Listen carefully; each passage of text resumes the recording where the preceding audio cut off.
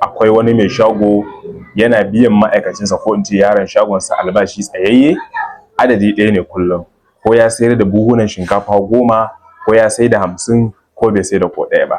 Kowane yammaci sai shi yaron ya gaya masa mai gidan cewa oga yau fa babu labari, kasuwa ba a yi ciniki ba. Mai shagon ya yarda da yaron, to katsam dai sai wata rana sai yanke shawarar ya ƙara wa yaron ɗan ƙaramin kamasho akan kowane buhun shinkafa ɗaya da siyar, bayan wai albashinsa da tsayayye da yake da shi. Nan take wannan kasuwar da kullum ake cewa ba ta tafiya ta fara kawo kusan ninkin ciniki ninki biyu, titin ɗaya ne gurin dai, kwastomomin su ne dai, kuma ma'aikacin nan shi ne dai yaron. Babu wani abu da ya canza a kasuwar, abu ɗaya kawai da ya canza shi ne abin da ake biyan wannan yaron a matsayin lada. Wannan shi ne babban darasinmu na yau. Da zarar ka fahimci hakan, za ka daina kallon abin da mutane suke faɗa kawai, za ka fara kallon abin da ake ba su lada su yi.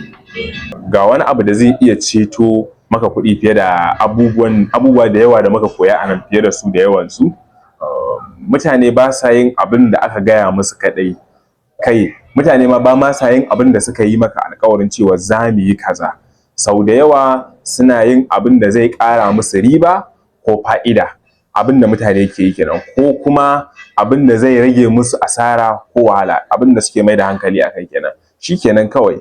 Wannan shi ake kira da incentive. Idan ba za ka iya tuna incentive ba, manta da incentive ɗin, amma ka tuna da wannan. Ka nuna min yadda ake biyan mutum, zan nuna maka yadda zai yi aiki.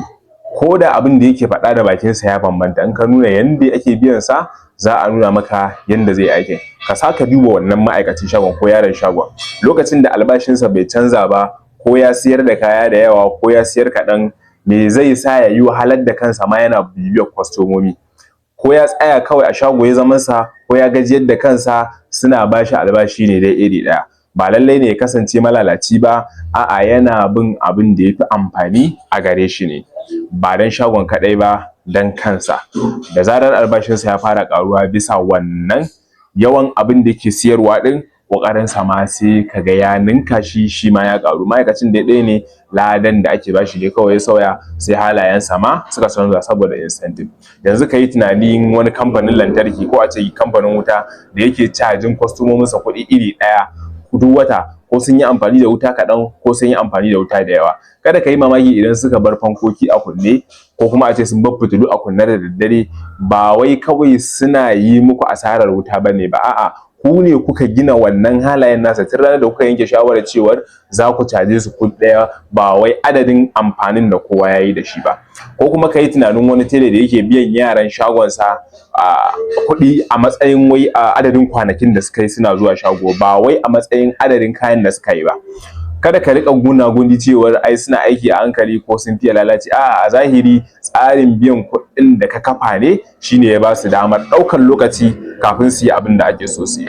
Darasin dai a yau shine, idan wani abu a kasuwancinka yana ci gaba da ɓata lokaci ko yana baka takaici, ma'aikatanka ba sa ma ƙoƙari, kwastomomi ba sa son biyan kuɗi akan lokaci, suppliers ɗinka suna rage wa kayanka inganci, to ka daina tambayar wai me yasa waɗannan mutanen suke haka. Ka fara tambayar kanka, me yasa, ko me nake ba su lada a kai yanzu, ko me nake bari su yi su ci gaba da ba tare da wani sakamako ya biyo baya ba, wanda yake sa waɗannan halayen nasa su zama zaɓi mai amfani a gare su.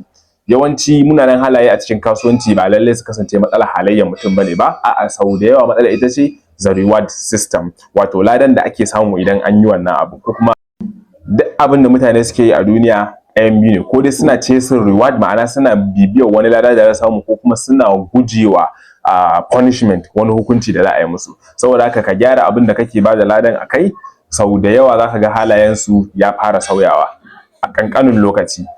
Saboda haka da zarar ka fara kallon kowane mummunan hali da ke kewaye da kai, na ma'aikatanka ne, na kwastomominka ne, na suppliers ɗinka ne, kai har ma da naka halayen a matsayin wani hali da tsarin incentive yake ƙarfafawa, za ka daina saurin fushi, ka fara gyara ainihin inda matsalar take.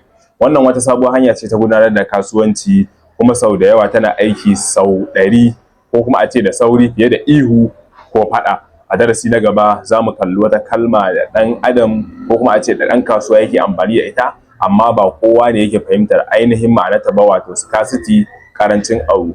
Mu kalli me yasa wasu abubuwan suke da tsada, ba wai saboda sun fi kyau ba, amma saboda sau da yawa ba za su wadatar da duk waɗanda suke buƙatar su ba. Kuma ta yaya za ka iya amfani da wannan gaskiyar wajen tsara farashin kayanka. Amma kafin mu je can, ga ƙalubalenmu na yau, ka yi tunanin wani mutum ɗaya a cikin harkokin kasuwancinka, ma'aikacinka ne, kwastomanka ne, wanda kake siyo kaya a gunsa ne, wanda halayensa suke baka takaici. Yanzu ka tambayi kanka cikin gaskiya, wane irin hali ake bashi lada, ko kuma a ce wane irin lada kake bashi a kai a yanzu, wanda yasa yake ci gaba da yin wannan abun. Rubuta amsarka a comment section. A ƙarshe kuma, domin koyon yadda za ka fahimci abin da ake ba mutane lada su yi, sannan ka yi amfani da wannan fahimtar wajen gyara kasuwancinka maimakon ka riƙa yaƙi da ma'aikatanka, kwastomominka, shi ne abubuwan da muke koyarwa a ajinmu na WhatsApp a nan Venture and Bab. Muna da ajin kwanaki 50, kwanaki 20 da kuma na kwana 10. Kawai taɓa mu ta WhatsApp kai tsaye domin samun damar shiga. Sa'annan ga WhatsApp channel ɗinmu nan a kan bio, taɓa shi kawai domin samun shiga wannan channel ɗin, domin samun darussukan kasuwanci a kowace rana a tafin hannunka. Sunana Ahmad Muhammad Musa daga nan Venture and Bab.